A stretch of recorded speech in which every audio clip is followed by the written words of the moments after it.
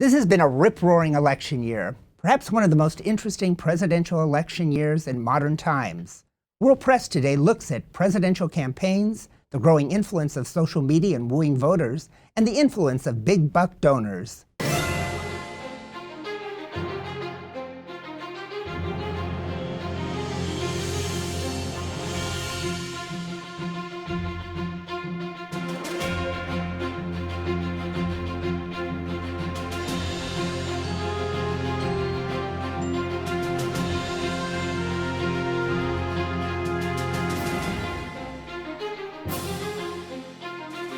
I'm Dr. Anthony Fellow, Professor of Communications at California State University, Fullerton.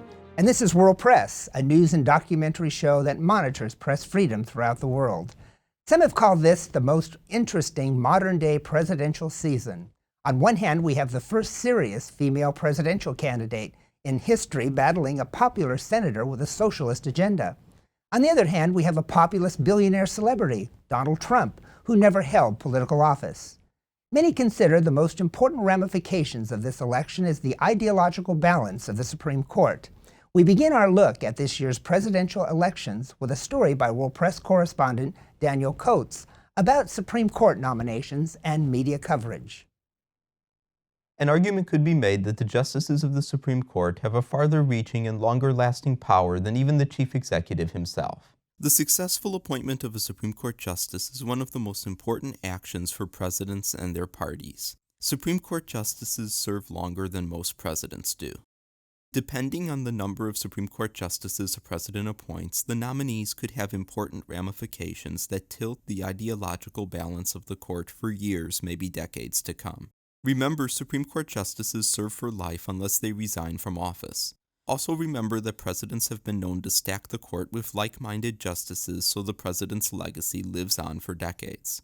William O. Douglas was one of the longest-serving justices. He served for 36 years, 6 months, and 26 days. Presidents spend a lot of time vetting potential nominees, and most appointees do mirror the social and political beliefs of the president who appointed them.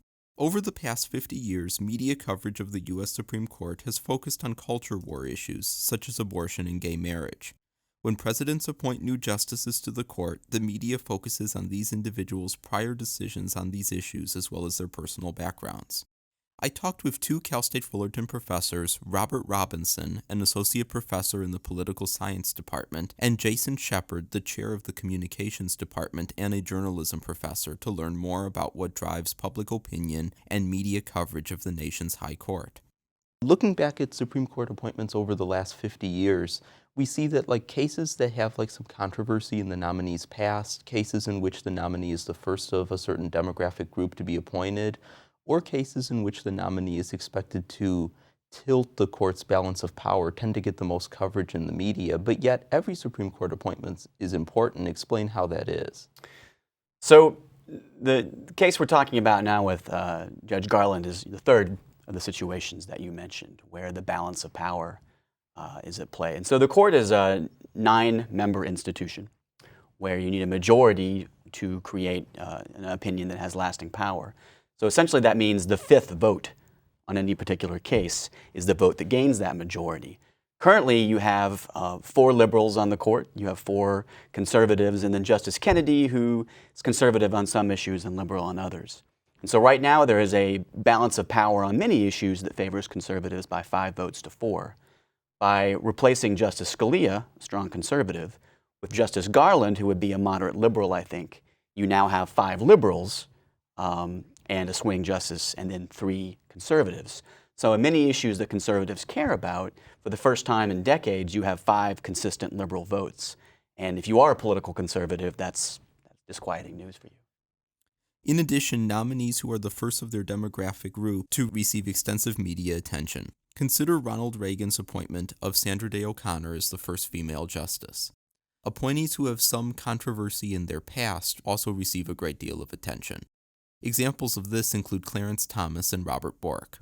When the media covers the Supreme Court, the emphasis tends to be on culture war issues, especially in the last 40 years. The emphasis is always on abortion or gay marriage, and these type of issues were really what defined like the nominations of people like Sandra Day O'Connor, Robert Bork, or even Clarence Thomas, though of course there were some personal issues involved in that case.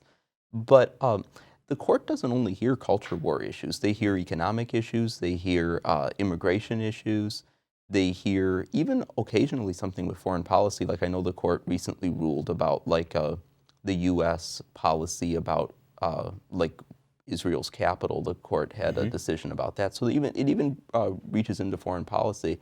And so explain the full scope of like what the court can hear, like what type of cases can come before them. Sure. So I would say two things. First, I would say that while I think it is true that cultural war issues gain the majority of the media attention, it's not always the case that that's what the appointing president and Congress are thinking about. So, for example, when a Republican president puts someone like Justice Alito on the court, they're thinking about cultural issues, but also the power of the federal government, federalism, economics, business interests. And so while cultural war issues are an important part of the nomination process, the president, the politicians clearly are paying attention to the whole gamut. Now, your question is about the media also, secondly, and why the media focuses on that. And I think in this circumstance, the media is simply giving the public what the public cares about. The public understands cultural issues, right? They have strong, easily understood stances. They're culturally polarizing. People sort of know how they feel about gay rights or abortion. The average person in the public doesn't have strong opinions or understanding of who should decide what the capital of Israel is, or federalism, or other sort of more important but less easily digestible issues. So I think it is true that the media focuses on these issues, but I think it's in part because these are the issues that the average member of the public, insofar as they think about the court at all, it's what they think about. Take last year's cases about whether Jerusalem should be recognized as Israel's capital and what constituted housing discrimination according to federal laws. Neither case received the attention of the court's ruling legalizing same-sex marriage nationwide. And what do you believe are the greatest misconceptions that the media might kind of leave people with when they cover the Supreme Court? Well, up until probably the last decade, the press corps for the Supreme Court has been a relatively small group of journalists. And for those traditional Supreme Court reporters who study the court and watch the court day in and day out for years over time, I think they did become very much journalistic experts on the court. And they were able to explain to the American people how the court sometimes is more nuanced than the traditional liberal-conservative split that we often try to pigeonhole Supreme Court justices or Supreme Court decisions as being. Generally speaking, I think while it's a helpful label for people to kind of view Supreme Court justices through that liberal or conservative lens, it's not always an accurate indicator of how Supreme Court justices might decide any particular case. And so I think it in some cases, and in a lot of cases, is really an elementary mistake to think that a quote-unquote liberal or conservative Supreme Court justice is going to decide a particular case simply based on the president who appointed them. And then one final question, as a professor that studies the intersection between journalism and the U.S. legal system, what would you like media professionals that focus on the legal system, whether it be the Supreme Court or other aspects of the U.S. court system, what would you like them to know, and what would you like them to maybe convey to their viewers or listeners? Well, I think journalists have a responsibility to provide the public with details, facts, and context. And I think context in the case of Supreme Court nominations is so critically important. It's, I think, a misnomer to label a Supreme Court justice simply a Democrat or a Republican or a liberal or a conservative, given the breadth and detail that a nominee brings to the Supreme Court.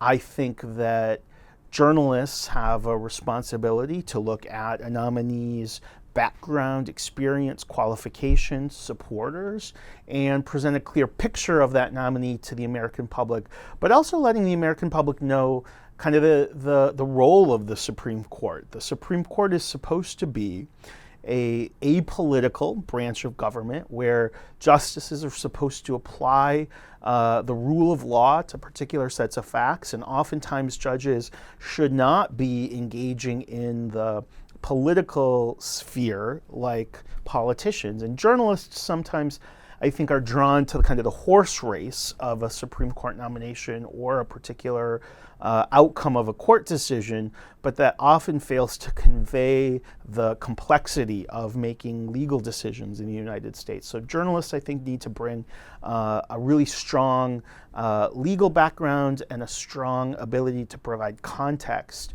to readers and viewers interested in the Supreme Court. Shepard also noted that Obama's selection of Merrick Garland, which will likely not be acted upon until a new president is seated in early 2017, received a great deal of attention on social media from both conservative and liberal sources. And new media such as blogs and social media, they're transforming media in general in every different aspect, every different department, and of course that's true with political media coverage as well. So how do you believe that that is impacting Supreme Court nomination coverage, and where do you see that going in the future? You know, on the one hand, I think social media coverage has really dumbed down the language of discussing the Supreme Court. I think that it is difficult to understand the layers and the nuances of the role of the Supreme Court, of Supreme Court decision making. It's hard to understand those in two-sentence clips on Twitter or Facebook. I think on the other hand, I think that social media has really allowed the masses to talk about Supreme Court cases and Supreme Court issues, perhaps in a way that maybe they hadn't in the past. Certainly social media has allowed interest groups to play a more pivotal role in Supreme Court nomination processes. You know, I think within minutes, if not hours, after Judge Garland was nominated to the Supreme Court, you had interest groups from all political spectrums mobilizing on Twitter and Facebook to drum up either opposition or support of Garland's nomination. So I think social media has really sped up in some ways the discussions about Supreme Court nominations, and it's gotten people more interested in Supreme Court nominations than probably they had than in the past. By understanding the role of the Supreme Court, one understands its importance to current and future presidents. Money and media play major roles in American political elections. It's been said that money is the mother's milk of politics, and the computer is the milking machine. World Press correspondent Sean Beebe takes a look at the link between media sponsorships and election results. Today I'm interviewing Professor Rick Pulling, retired Dean and Professor of Communications and Media Ethics, specializing in media law. Thank you for joining us, Professor. Now, in 2004, Time Warner, owner of CNN, contributed $300,000 to the John Kerry campaign. In 2008, Time Warner again contributed $600,000, and General Electric, partial owner of Comcast NBC, contributed $500,000 to the Barack Obama campaign. In 2008, Barack Obama received contributions from Time Warner to the sum of $400,000, and Disney, owners of ABC, to the sum of $300,000. How do you feel about those contributions in relation to the journalistic integrity of the attached media companies? Well, obviously, when someone contributes to campaigns, they have a motive, which is for favorable treatment, perhaps in the future on particular legislation or whatever. And since we now have these conglomerates that are much larger than just straight news, we get these owners that you're mentioning also have entertainment, various other interests. It's very large. It goes way beyond just newspapers or broadcast. Their notion is let's contribute and let's try to keep in their eyes so that if something happens in the future, we'll get favorable treatment. That's what I like about the contributions rather than the donations. The contributions are much more transparent than the donations, which usually get funneled through super PACs. Now, for this election cycle, the numbers are getting even more outrageous, and we're not even to the general election yet. Starting with the Democrats, Hillary Clinton has received $200,000 in contributions from Time Warner, yet again, $2 million from NewsWhip Corporation, $2 million from DreamWorks SKG, who own Viacom and MTV. And no other candidate in the Democratic Party has received any sort of substantial donations or contributions from a media organization. Now, the Republicans, they were a bit more spread out. Jeb Bush received $53,000 from Comcast, owners of NBC. Marco Rubio received a surprising contribution of $2 million from Marvel Entertainment, which is owned by Disney, who also owns ABC. So clearly this trend is spreading. Media companies are financially investing in elections, but this wouldn't be all that important if they continue to report it impartially. I think this has been a point that Donald Trump has been making in his campaign, that he's financing his own campaign. He's making a big issue that all of these other people are beholden, these other candidates are beholden to big corporate sponsors. And now, of course, Donald Trump is out looking for money, so we don't know where all that's going to come from. I guess the question we're dealing with here is, first of all, does it have an impact on how the coverage is regarding those candidates? If you donate money to someone, obviously you want that person to win. So the next question would be, is the money influencing the coverage? Are we trying, I give you money and we'll also support you editorially or in any other way that we can? There's actually a response to that. Dylan Byers, writer for CNN, wrote, quote, "Sanders has received vastly less media attention than his chief Democratic opponent, while his chances of becoming the party's nominee were largely dismissed by pundits and commentators," end quote. Well, I think we've had this election campaign, this whole season has been zany, to say the least. The unexpected has happened. The Byrne group has been strong. They've gotten, I think, a lot of publicity. I haven't seen a content analysis. I'm an observer of evening news. I read 2 newspapers. I know there's a lot of people saying Trump's getting a lot more coverage because he's outrageous. Bernie's not getting as much because he has kind of got socialist leanings. And I haven't seen a content analysis. And I think one of the problems that we have is that we hear from different columnists, and perhaps they have a bent, telling us what's going on in the media when in fact we really don't know. Has the coverage been unfair? Can we really say for sure that it has been? Yeah, Chris Christie, during one of the CNBC presidential primary debates, remarked that the questions that they were receiving were completely asinine and pointless, and they were asked whether or not they should regulate fantasy football as a major presidential question. This shows how much we're getting to know about these people, despite how much they say we're not knowing about them. What do you think of this alternate behavior and portrayal of the media in relation to the Republican Party, where the media is the bad guy? Well, I think that the media generally are the bad guys, no matter what party. Most of my friends are critical of the media, whether they're Democrats or whether they're Republicans. If you were to see surveys, you're going to find that the media are not popular in general. The Republicans are always claiming that the Democrats are getting the best coverage. The Democrats were complaining that Trump this time was getting all of this coverage because he was outrageous. So you're seeing it both ways. Again, I think that we have enough media to cover just about all the issues, and that not any one candidate is probably getting any more coverage than the other. We have to understand that this is a different age than it was years and years ago, because we have so many technological advances that we have different ways to get information. We instantly know something that happens if you've got an app on your cell phone, for example. You don't have to wait till tomorrow to read it or tonight at 6 p.m. to watch it on the news. So information is coming in from all different sources all the time. And you're always going to have claims, and you have forever and ever, that the media are unfair to a particular party. This is very true. Thank you very much for your time, Professor. And back to you, Dr. Fellows. Money talks in politics. Sean, thank you for that report. Besides money, media are also big players in American politics. World Press correspondent Monet Mier has been working on a story about the influence of social media on presidential politics. Social media has become an important part of everyday life for millions of people around the world. In the United States, over 70% of adults are on Facebook and over 20% are on Twitter. Social media has changed the way we live, the way we communicate, and the way we interact with others.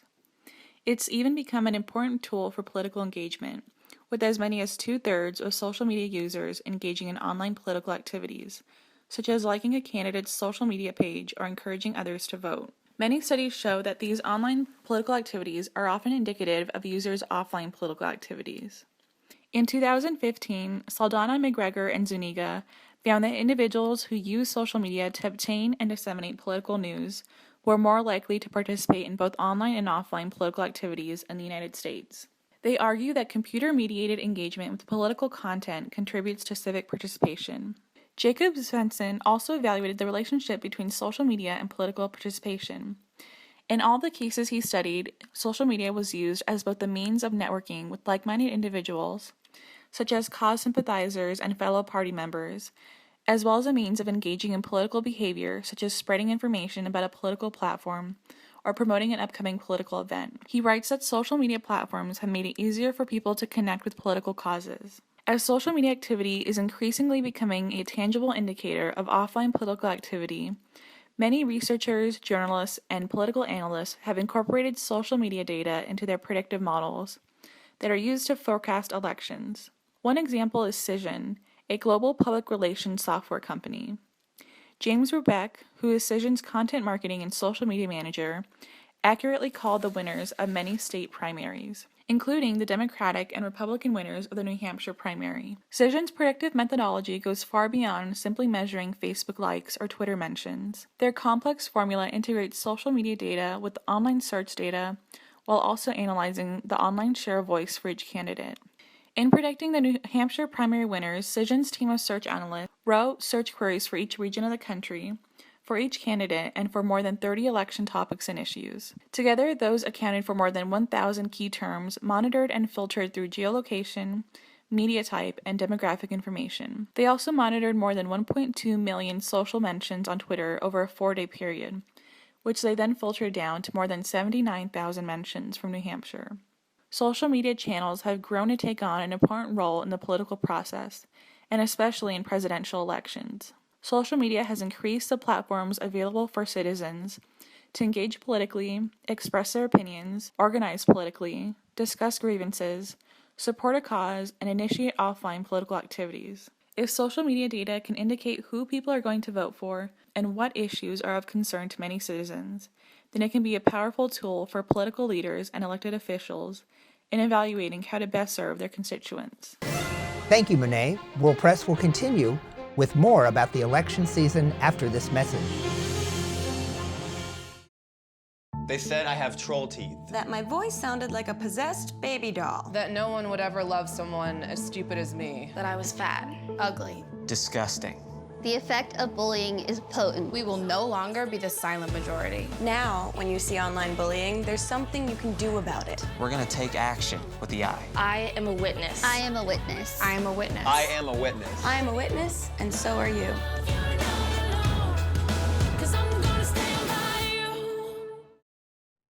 Welcome back to World Press. We've been talking about presidential politics. What makes this race even more interesting is the candidacy of former First Lady Hillary Clinton, the first woman with a realistic shot at the presidency. Former Secretary of State Clinton is not the first woman to run for the presidency. She's perhaps the first woman to have a real shot at becoming America's first female president. The first thought in American history of a woman being elected president of the United States probably came about following dinner conversations among John and Abigail Adams and Thomas Jefferson. Jefferson once said after one of these dinners that Abigail Adams was the only woman who could keep up with political conversations of the men. The thought of her running for the presidency crossed more than Jefferson's mind. World Press correspondent Luis Alvarado takes a historical look at U.S. women with presidential ambitions. As early as the founding of our great nation, women have never been seen as capable. Thomas Jefferson was fond of Abigail Adams, wife of John Adams, and he thought her intelligent, but in his own private misgivings, Jefferson once said, "The appointment of a woman to office is an innovation for which the public is not prepared for, nor am I, and women could not mix promiscuously in the public meeting with men."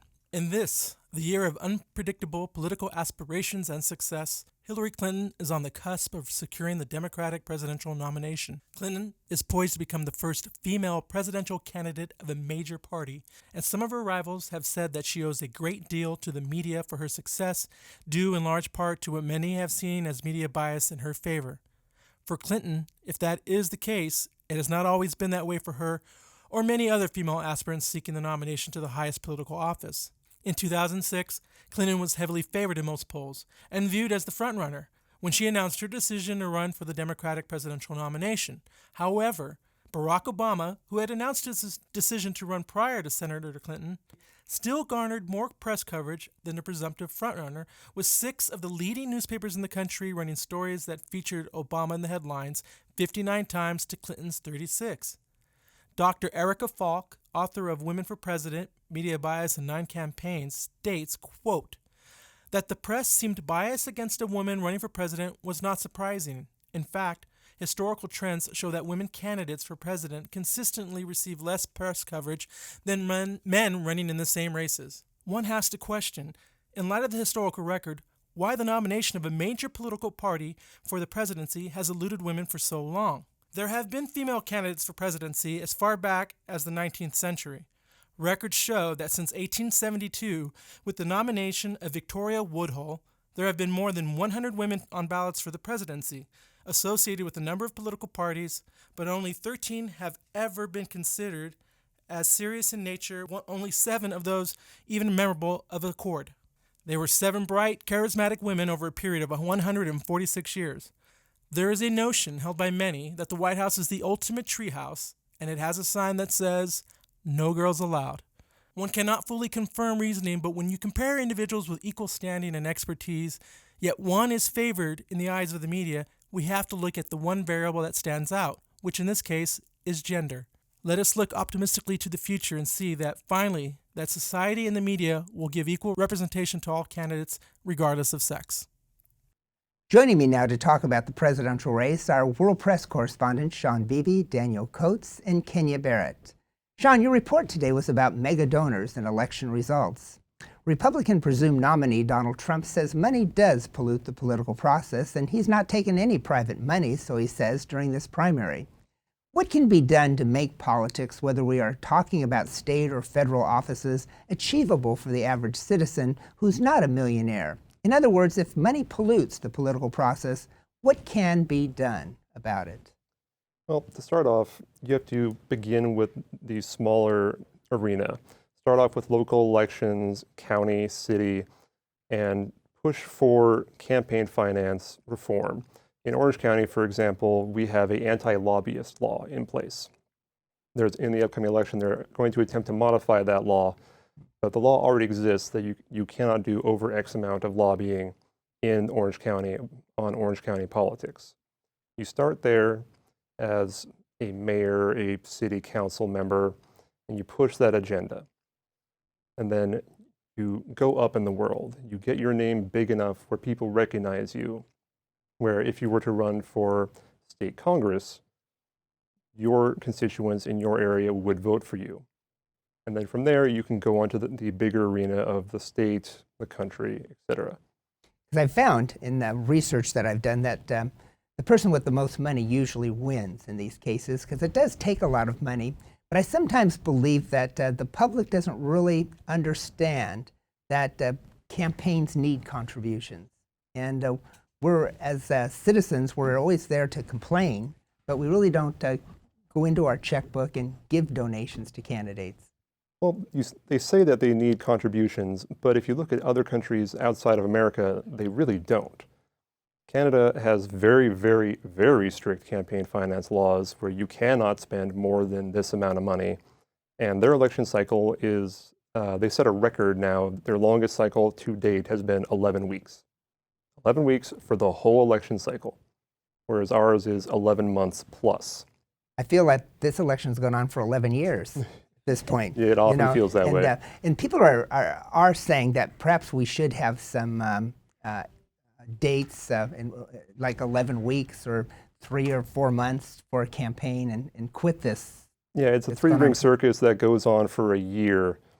Like, we should just have all the primaries at once. None of this Iowa caucus, New Hampshire, going from state to state to state. Just do everything at once, like we have the general election. Have everybody vote. No racing around trying to win each individual state. You have to get everybody at once and be done with it. Good idea. This has been, as we saw this today, a very interesting race. The first woman who probably is the only woman that I can think about that could become president of the United States, very well prepared for it. We have this billionaire, as we mentioned, Donald Trump, who's never held political office. And today I was doing some reading, and there's some people coming out saying we shouldn't elect people to the presidency who have not been in office. What do you think? I mean, I agree with that 100%. What can they bring to the table if they have no political experience? Donald Trump is a billionaire and a businessman, so I feel like businessmen are not completely people. They are just interested in money and finances. So for him to try and run the country, it's just bizarre. It's very bizarre to me. But when you think about it, how much experience did President Obama have? Very little, actually. He had been a junior senator who wasn't even elected. He just came into the position when his predecessor passed away. And then he was in the Senate for not even a full term and then went for the presidency. In the United States of America, everyone should have the opportunity to run. And I always go back to that quote in John F. Kennedy's Profile in Courage, which says every mother and grandmother would like to see their son, and it was at a time where many women weren't running for office, as president, but they don't want him to assume the presidency, the work of the presidency, because it is look at Obama, how much it ages you. Yeah, they all go gray. Yeah, and so it's been a very interesting election. And is there anything that you find the most interesting about this election besides the people running? I think just Trump's capability of overcoming every single traditional obstacle in front of him. He had no media support, which has been a major staying power for every other candidate, yet he still came out on top. He had no significant backers, and he's still here. Like, all of the analysts before the election said this is a joke, he'll be gone in a month, and he's the presumed nominee now. And you make a good point. As one who's covered presidential elections for 10 years as a professional journalist, I think this is the most fascinating campaign I can imagine, and I've never seen anybody like Donald Trump. And it's a movement. And why? And we have Bernie Sanders, which is another movement. Why at this time does someone like Trump and Sanders come forward to the electorate? What's going on? I think because people are tired of, like, both parties have been basically the same on so many issues for so many decades. What's happened is, like, yeah, they fight a lot among themselves. Whenever there's an election, they call names and they do attack ads and they make people think that there's, like, a big difference between them. But in reality, when they're in office, they just do the same things. And people have finally gotten tired of that. They finally understand that that's what's going on. And with Trump and Sanders, they talk in a tone where people feel like they're going to do something different, that they're actually going to confront real foreign policy and economic and social issues that no one else really wants to confront. They feel like they're not just in it to do the status quo, but they're in it to really make some changes. And the electorate, I think, they feel that their voice isn't being heard. Is it really an anti-Washington sentiment right now? I think it is. Yeah, very much so. And so the problem is in Washington, and if you read political research, election research, everybody detests Congress. And right now the approval rating I just saw was 17% of the American people like Congress. That's horrible. But they all like their congressmen. Oh, they all love their congressman, you know, and or congresswoman. And so it will never change. It just will never change if that's our attitude, because some of your congressional people that you've elected may not be doing the job and fomenting this revolution against Washington. And But what about Bernie Sanders? You're a Bernie Sanders supporter. I am. What's his his attraction right now with young people especially? Really, it's the whole financial package. Our parents and those who came before us had very big financial benefits when they came into adulthood. And we were promised all growing up that we'd have those same benefits. But when we hit adulthood, those benefits were gone. Like my mother went to junior college for free back in the 70s because you could do that back in the 70s. Now it's, I think junior college is $180 a unit. Mm-hmm. When I first started, it was $9 a unit and just keeps going up and up and up. And our wages keep stagnating. We're not making more money, but they're charging us more money.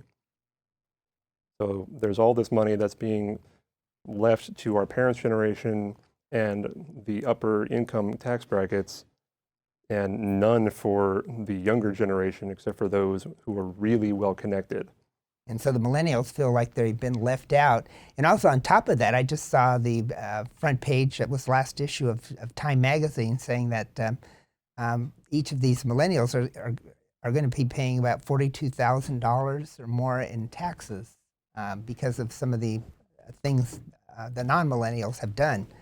You know, we're all in media, and some of you are going to go on to careers in media. And one of the focuses of this election year has been the media and the job they're doing. Do you think they've been doing a good job, bad job, fair? Oh, absolutely, but terrible job. Why? Very, very skewed views in every race. The Republicans were complaining constantly about how they were getting completely pointless questions that just played to the lowest common denominator. They were asked, what do you think of fantasy football? In an actual presidential debate, fantasy football. And one of them actually said, are you serious? Give us a real question. Yes. And then on the Democrat side, most of the big debates have been run by CNN, who is a major contributor to the Hillary Clinton campaign. And they wonder why she gets all the softball questions and everybody else on the panel gets the hard questions. And it's interesting, too, that there's been some talk this past week by people that George Stephanopoulos, who was part of the Clinton administration and is given it the foundation $50,000 or more. How objective is he in covering this race? And perhaps he shouldn't be covering it for ABC. I think a few weeks ago I was watching Bill O'Reilly's show was on, and he was interviewing Brett Hume of Fox News. And as a former journalist, I was aghast when he, and this was not an opinion piece, he asked Brett Hume about Donald Trump, and he just comes out and says, Donald Trump's an idiot. And I took back that that's not the role of a journalist. I don't think I've ever heard Walter Cronkite comment on a candidate. And then I went back, because I teach history, and I went back, and Brett Hume was the one that had these debates with Clinton at press conferences, and the most serious was when Ruth Bader Ginsburg was nominated to the Supreme Court, and he debated Bill Clinton about this, and Clinton really put him down. And so he's basically tarnished in my view, and I think the media has done a very terrible job. And I hope to write a book about this in the future. Well, this is it for World Press, and thank you for joining us today. It's been an interesting number of topics about this presidential election. And join us for another edition of World Press.